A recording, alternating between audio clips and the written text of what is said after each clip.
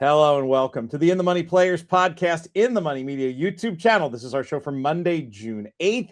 Peter Thomas Fornatale back with you in the Brooklyn bunker. The Belmont Stakes Racing Festival is in the books, and we saw some great racing up there in the Adirondacks. We saw maybe as many new questions asked as questions were answered, but I'm really looking forward to talking about it with a man who joins us frequently for these recaps. He comes to us from Texas. You know his work from so many different places at this point, but especially here, a great job he did covering Saratoga for us via In the Money Plus. Nick Tammaro, how you feeling this morning? You know, it's good to have the Belmont week behind us, I think, but bittersweet. I don't know. I suppose a bit of me is a little sad about the last few weeks at Aqueduct, but that's bittersweet. Of course, we'll talk about that in the future. But yeah, this was a tremendous weekend. And, you know, once Naira made the decision to load up this Belmont card back in 2014, we knew that we were going to get incredible days of racing like Derby and Oaks Day, where the good performances are just seemingly endless. And this week was no exception. I mean, it was really a great couple of days of racing, and obviously a Belmont that will be remembered probably more so because it was the final one at Saratoga, but really deserves to be remembered for probably a little more than that. No doubt. And let's start with the big horse, Golden Tempo. You know, you had expressed a little bit of cynicism about him. I understood where you were coming from. I felt an almost religious objection to betting back a Derby winner who had scored such a low buyer speed figure in the Derby with the trip that he got. And I came out of this like really examining my life in several ways, and I'm going to turn this into a therapy session. You can help me out here. One of the conclusions I came to was I spent a lot of time thinking about trips in the Kentucky Derby this year, and I wonder if some of that was just what there was a little bit of overthinking going on in terms of we knew the Derby wasn't fast.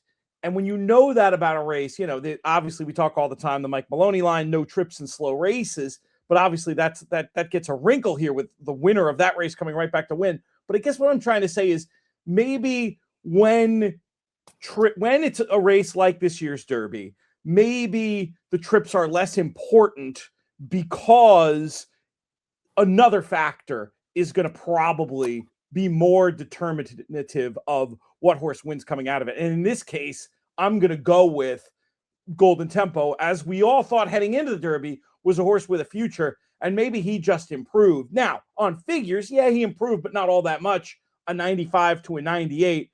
Anyway, I'm really questioning how much time I spent going back and looking at those races and I probably would have told you the two horses I didn't want based on trips were Golden Tempo and Commandment, and then they go and run 1-2. Yeah.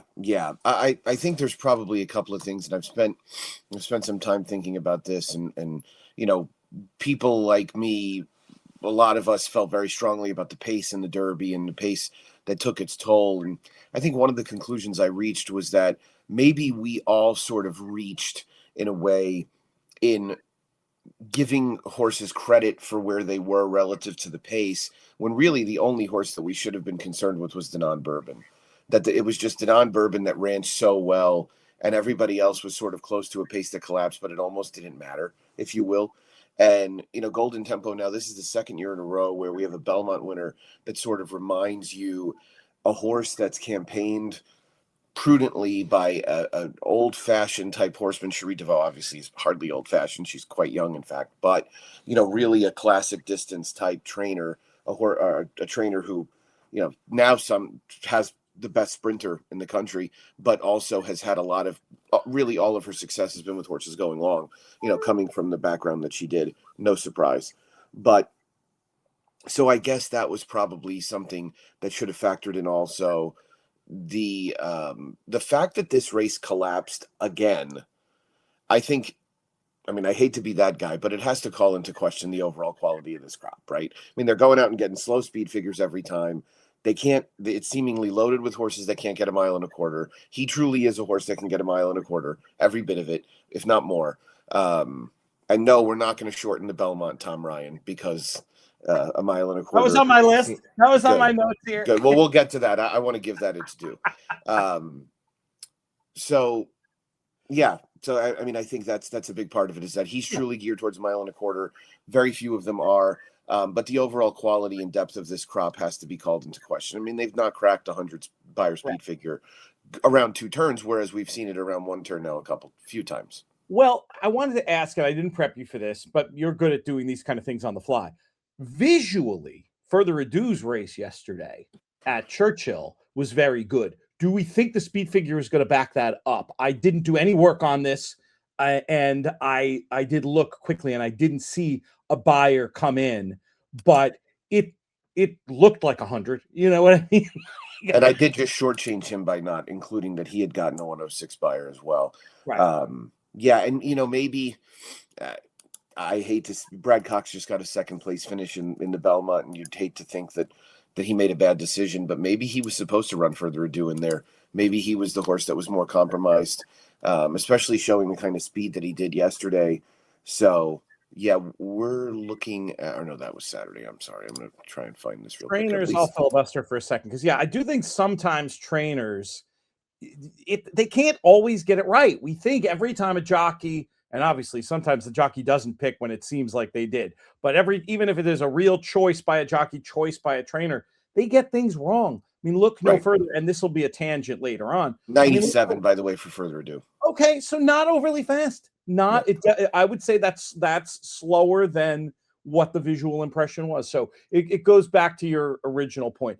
I did want to mention, just to button up that thought about trainers not necessarily getting things right, and we'll get here. I want to get to the Tom Ryan quote. I want to the Todd Pletcher quote that read like stand-up comedy. We need to talk about that at some point. But the point is that sometimes they're not infallible. They spitball. They reach for decisions. They reach for quotes, and sometimes, very often, they land. I'm not saying these are not sharp people, but they don't always land, and that's something to consider. Though, based on the raw figures, at least, that 97 won't have him second guessing the decision to leave Further Ado in Kentucky and send Commandment to New York.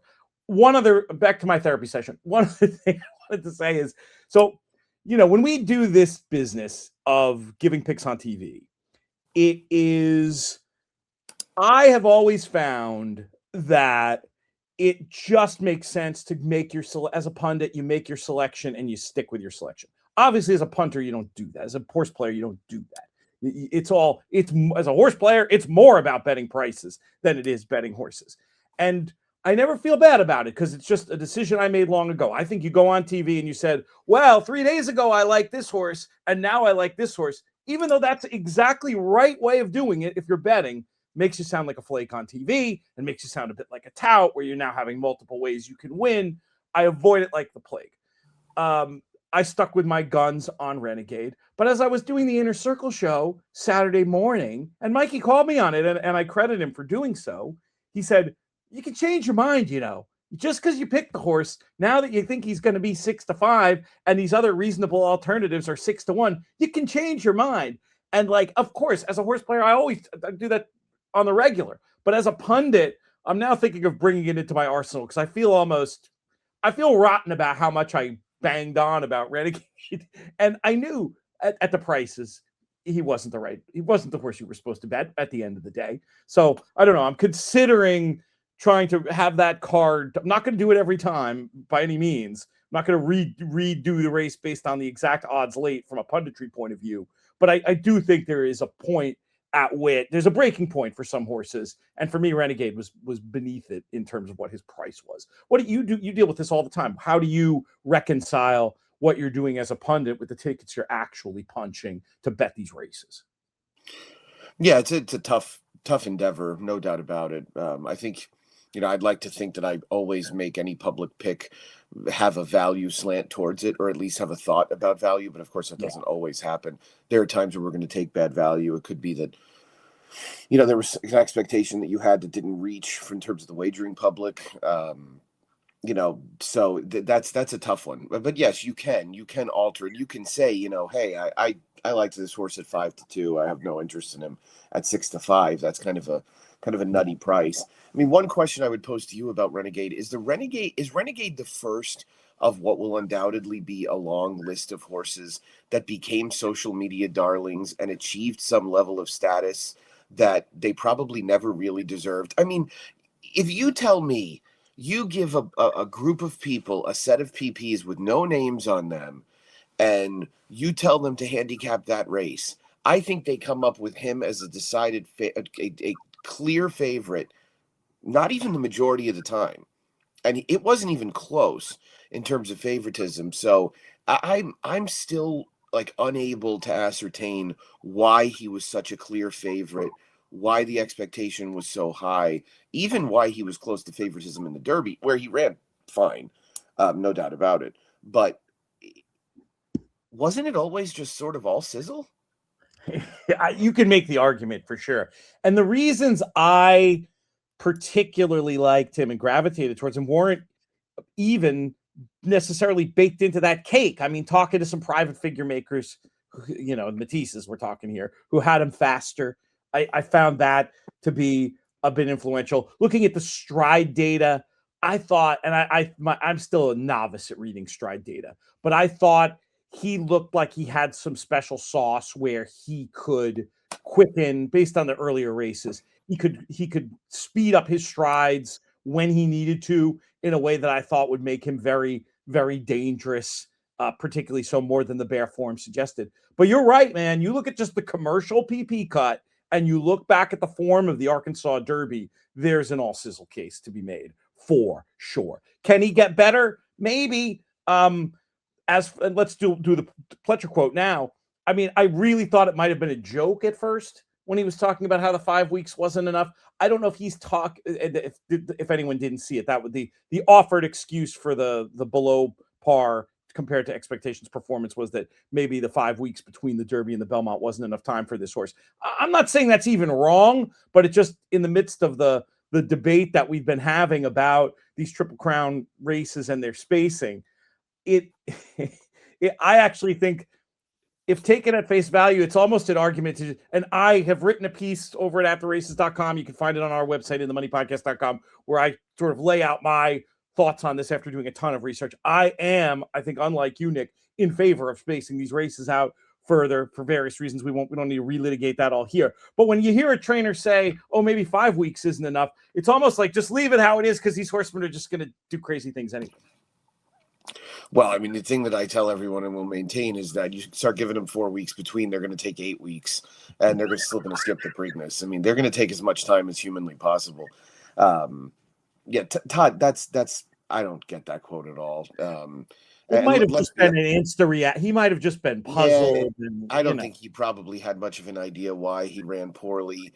Right. Todd had an atrocious weekend. We went 0 for 27. So, and I think he had one horse finish second in the entire weekend at Saratoga. It was just really, really bad. And, he's obviously trying to placate his owner by running a horse like Vibe in the Met Mile where he had no chance a week after he was going to be 8-5 in a grade 3 stake. And I get it. He's a colt. Grade 3 doesn't really do him any good. But, when you're trying to just have horses to run in big races, I mean, there's all this chatter about power shift. It was like, because he worked well a couple times, like, isn't anybody worried that horse needs Lasix? Like, he ran horribly without Lasix at Tampa, and he didn't even make the quarter pole on Saturday. You had Local Knowledge come back and run poorly. So anyway, I'm sure Todd was just a little lost as to how it went down. Part of me wonders, you probably can't find a soft spot for him, but 8 weeks from now, 6 weeks from now, I mean, I guess it has to be 8 weeks because Todd thinks he needs at least that much. But, when Todd's barn's going a little bit better, could Renegade be interesting? Perhaps, but he's always going to be overbet. He's always going to be undervalued. What blew my mind about that horse was that in a span of about 2 hours on March, I think it was 28th, the Florida Derby ran and the Arkansas Derby ran, and the Florida Derby was this really visually appealing, very interesting, close finish with horses that we had acknowledged were pretty good up to that point. The Puma had just won the Tampa Derby. The Commandment had just won the Fountain of Youth narrowly over Chief Wallaby. They came to the wire together. It was obviously a fast race on the clock. You look at the rest of the times from the day, you feel good about it. And then Renegade beats Silent Tactic and Taptastic by 3 lengths rolling away from late. And it was like nobody remembered the Florida Derby at all. Nobody cared about the Florida Derby at all. It was all Renegade. And let me tell you something else. Everybody needs to be careful about the word visual. Visual is subjective, right? Absolutely. Visually, I may think very differently. And so if you get yourself, I just have to be honest. I've never really heard anybody say, oh, well, he was very visually impressive, when they weren't simply trying to say, I'm giving you an excuse for why he was slow. Right. It's always that way, right? There are fast horses that are visually impressive. Englishman's pretty visually impressive, right? So it's pretty tough to ignore that. Nysos, when he does his thing, is pretty visually impressive as well. So I want everybody to pump the brakes on the whole, like, oh God, it was the visual that really did it. Well, horses pulling away from bad horses often are very visually pleasing, and I'm not saying you did that specifically, but no, I use it before. I think what I'm saying supports what you're saying. I'll use the visual until I have a number. I'm not going to now. You didn't hear me say, oh, 97, but it looks so good. Maybe it's really 100. No, I mean, to me, right, because that was an allowance horse running at him that had never gotten above a 91. And, part of what Andy's doing in making figures is looking at things like that. And the other thing is he's going to get some of those wrong, right? I mean, did yesterday's race sort of validate the idea that Further Ado is a Keeneland horse for course? No, he's probably just a little bit better at Keeneland. Right. He might even be a little bit more than a little bit better at Keeneland. But anyway, that's tangential. So yeah, the Renegade, the Pletcher quote, I think he just didn't know what to say. I think he probably was alarmed at how poorly he ran it, given the trip that he had. I thought around the turn he looked very good. He was right in behind horses. Chief Wallaby was making the first move so that he could then pounce on him, and he really came up empty and really gave up a lot of ground in the stretch, and sort of calls into question whether he ultimately wants to go that far. And I know that sounds ridiculous to some people because of how well he ran in the Derby. But remember, the thing about the Derby that I kept coming back to in terms of his trip is that when you have a pace collapse, it is often a relay race, right? And you want to be the person to get the baton last. Golden Tempo ran a better race in the Belmont to me than he did in the Derby for a variety of reasons. But in the Kentucky Derby, Renegade, even with his early trouble, he was held up to produce that last run. He was even held up on the turn, and the Derby was the ultimate last run race. You wanted to be the last mover. So you can hide distance limitations in a race like the Derby when you really only have to produce about a 2 to 2.5 furlong run, right? When you've got to make this sustained 5 furlong march is when you have a problem. Yeah. So maybe he's a little bit better going shorter. Maybe he tops out at 1 1/8 or so. And maybe the reality of all of this is that Golden Tempo is the true 1 1/4 horse of the group. This episode of the Players Podcast is sponsored by the biggest handicapping contest of the season at Monmouth Park, taking place this Saturday, June the 13th, the $2,000 Pick Your Prize Handicapping Challenge. Your $2,000 buy-in splits into a $1,000 bankroll, and then the other $1,000 goes directly into the prize pool. Prizes you can win include seats to the National Handicapping Championship, the Breeders' Cup Betting Challenge, as well as cash prizes. You can play on-site or online. You must pre-register in order to compete. Contact Brian Skirka at bskirka, that's BSKIRKA at monmouthpark.com, or call at 732-571-6595 before Friday. You can find full details on the $2,000 Pick Your Prize Handicapping Challenge over at monmouthpark.com. Again, go to monmouthpark.com for full information on the $2,000 Pick Your Prize Handicapping Challenge taking place this Saturday, June the 13th.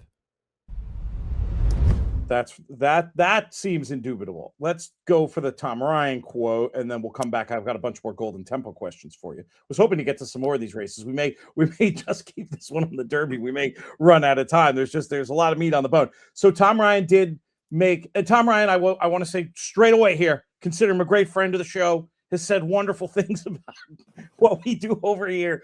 Don't want to pile on the guy. But he's a breeding industry guy, and breeding industry people understand. I mean, they're in business, and 1.5 mile races. People in the breeding industry, historically, the last generation, have they don't breed horses typically that are going to go 12 furlongs. So it is in their vested interest to try to get valuable races that more adhere to the idea that a speed bred horse, and our breed here in America especially, is now, I think it's fair to say, overly tilted towards speed. I get where he's coming from his selfish perspective. And when I say selfish, I don't mean he's being selfish as much as it's just his self-interest is probably a better word.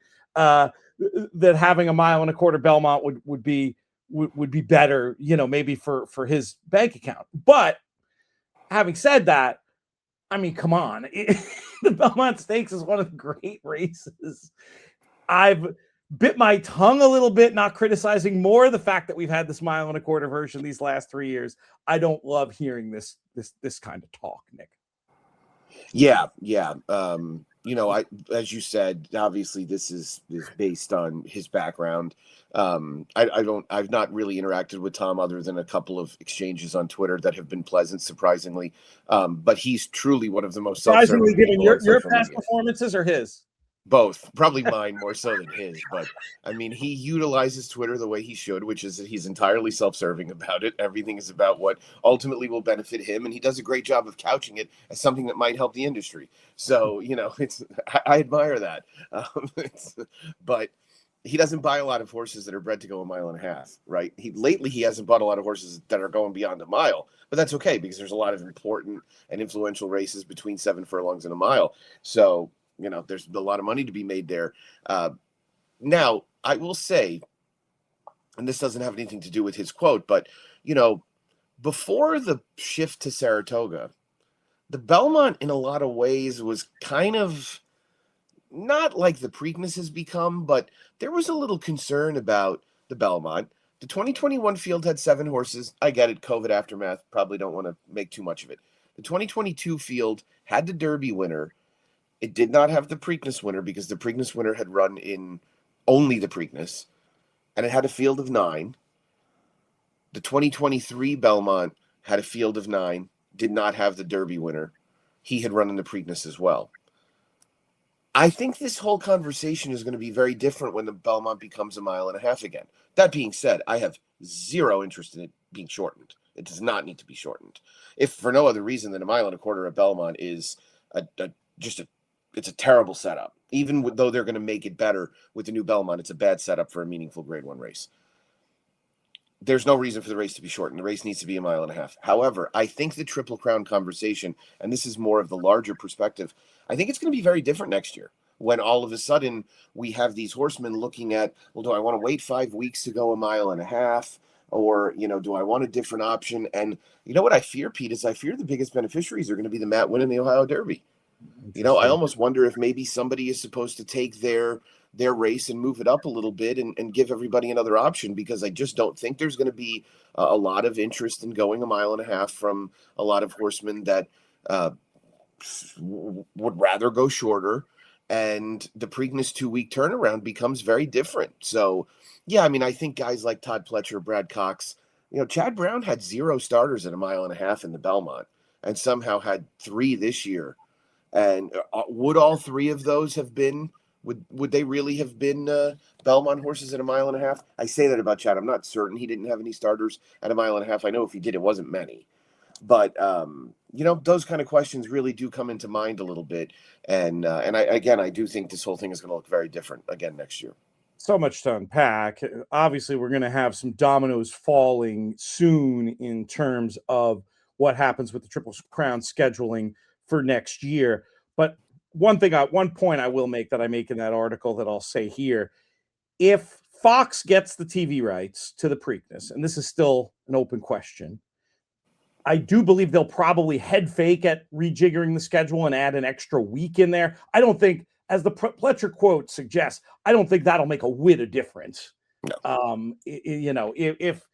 But anyway, I don't want to fully go down that rabbit hole. There's more information to come, and we will tackle that as we've been on top of that topic the whole time. We will continue to we'll continue to go there.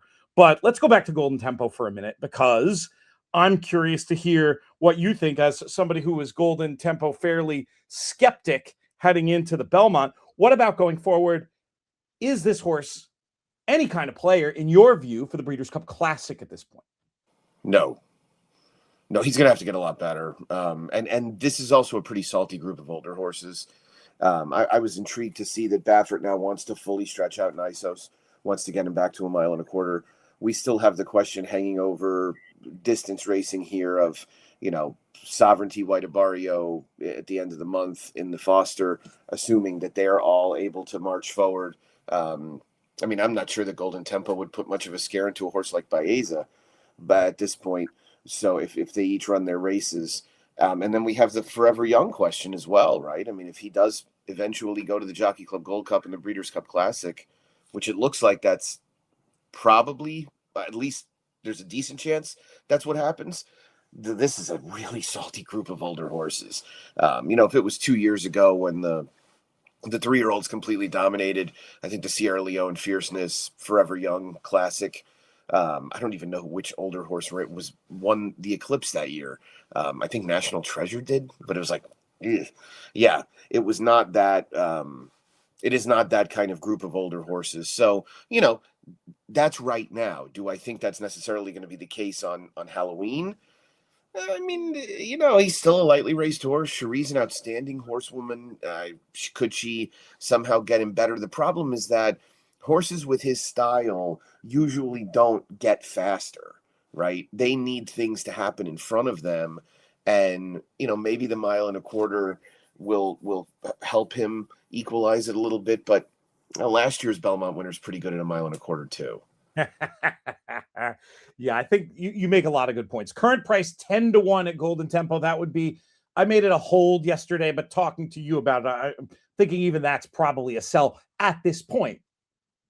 Yeah, I would say so. I mean, I would have a hard time taking him at that price. There's still a pretty decent chance that he ends up more than that on the day. There's a very good chance that he ends up with more than that on the day. The interesting thing, though, and maybe it's this horse Leading Change that won the nightcap at Churchill yesterday. I've been saying for some time, this feels a lot like 16 or 17, and maybe I was shortchanging Golden Tempo a little bit, but it feels a lot like 16 or 17, where there's a horse lurking out there that's going to get better as the year goes on and come in and be like a West Coast or an Arrogate or, someone that is now the top tier 3-year-old in the second half of the year. It hasn't happened yet. We don't know. It has not happened yet. What we see going to the Ohio Derby and races like that are just, a lot of the same sort of Triple Crown horses. And we've just not had that horse come along and really, really take a step forward yet. The pro case for Golden Tempo, which I'll make quickly before, there's another observation, another thing I learned that I want to say out loud so it helps absorb into my brain. But the pro case Golden Tempo, I think, you just look at that pedigree and you make a great point about running style. But when you look at blood and you look at who's calling the shots, these are two things that make me think he could continue to experience incremental improvement throughout the year. And that could bring him into that single digit in the Breeders' Cup Classic conversation. But for now, for both you and I, we're going to take a wait and see approach. Amazing story. Love to see. Cherie was great in the interviews after, really tolerating some wild questions with aplomb. But it's been a great story to follow. It was one of those, totally did my money, still was happy about the result as a fan of the sport. That's sort of where I leave off with him.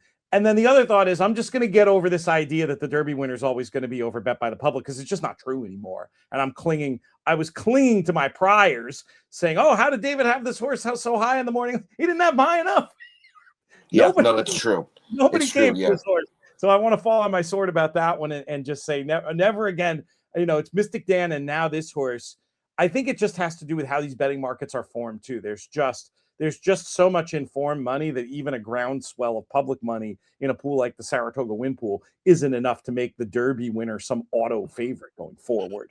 Well, and I would say the other factor to that is, don't underestimate what an immensely popular horse Renegade was. I mean, Renegade was incredibly popular. So, yeah, I mean, if there hadn't been really the groundswell of support for him, you probably would have gotten a bit lower price. But yeah, you're absolutely right, because if for no other reason than this was the pool that was going to be influenced by the public the most, because of the adjustments made to the CAWs, and it still didn't get to where we expected. Get lower than 6-1. No, it's just amazing. wild. It's wild. Yeah. I mean, almost any lens you look at it, he's supposed to be shorter than that, like supposed to be, and yet do I do I do anything with the horse? No.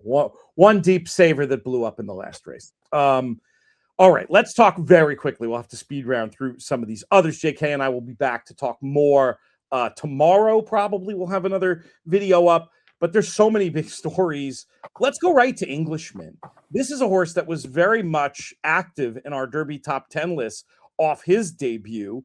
It sure seems like he's so good sprint. This is funny to say, but he's so good sprinting. Do you ever think we'll see him go a mile or farther? I mean, is he a sprinter for the duration at this point?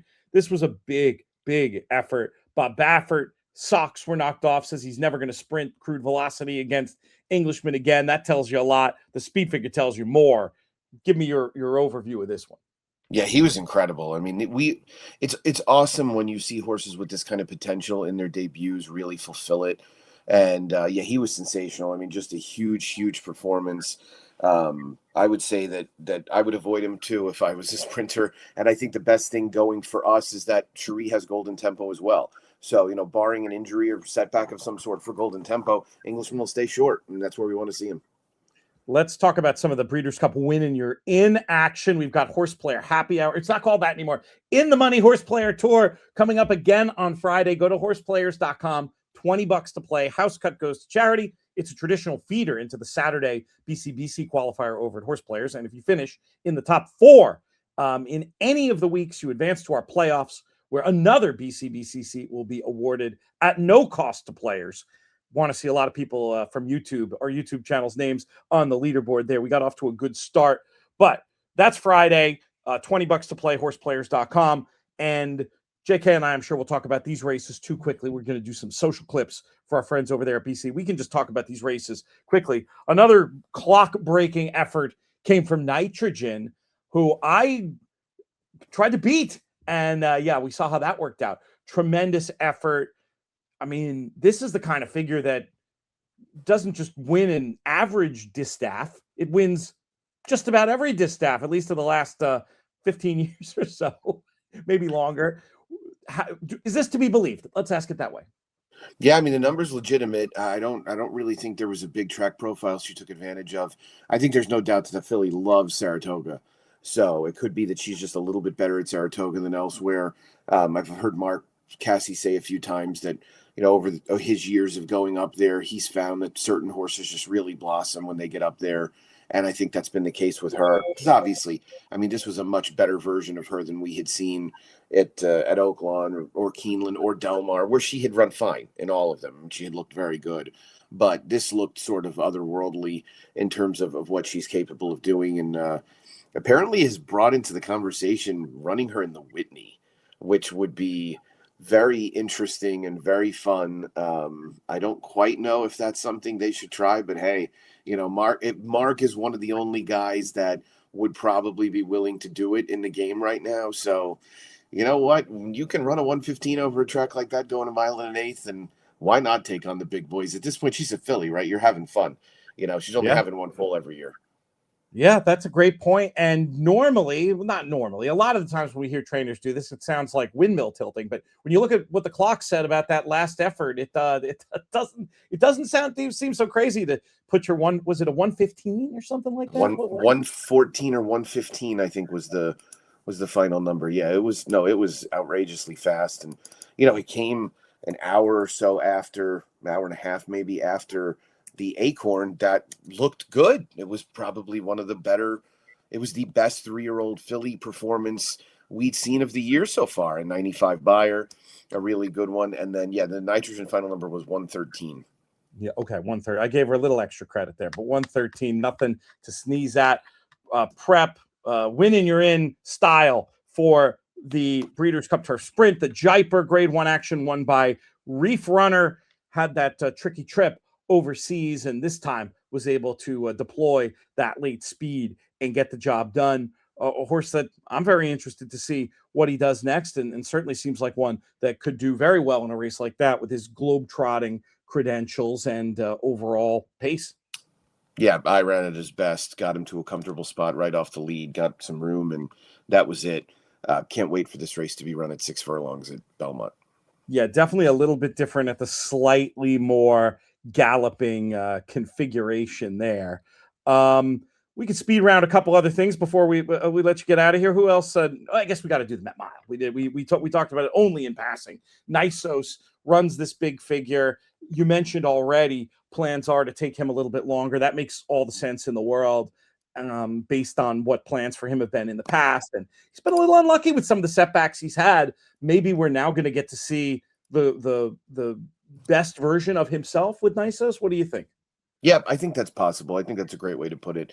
It had felt like probably up to Saturday, there were a lot of times where we were really expecting him to jump up with a big effort, and he did, but it wasn't always the most, I don't know, the most appealing. Like running down Citizen Bull, even though he got a 108 buyer, was kind of, we expected more. He looked on paper like he was supposed to run a lot better than that.